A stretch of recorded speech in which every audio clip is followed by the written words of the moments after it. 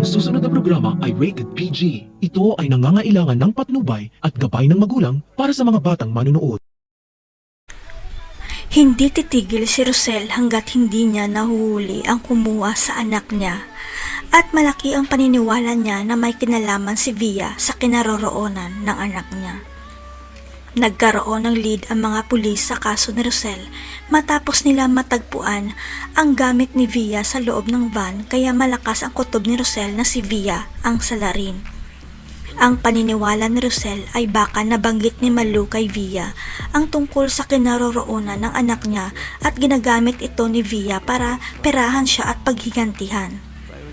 Ang hindi alam ni Rosel, alam na ni Belle ang katotohanan na siya ang tunay nitong anak matapos na umamin sa kanya ang daddy niya dahil sa DNA test result nila.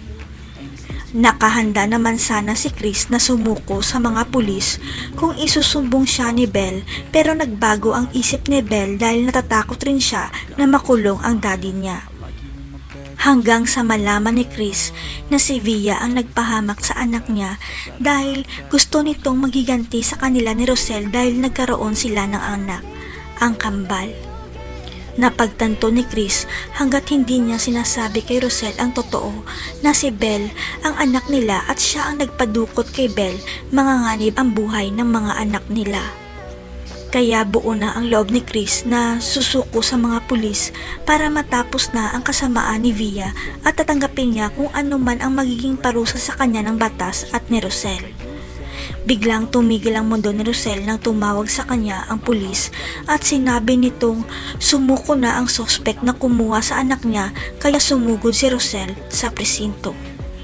Parang gumuho ang kinatatayuan ni Rosel pagdating niya sa presinto dahil nakita niya si Chris at sinabi nitong, "Patawad Rosel, ako ang kumuha sa anak nating si Belle."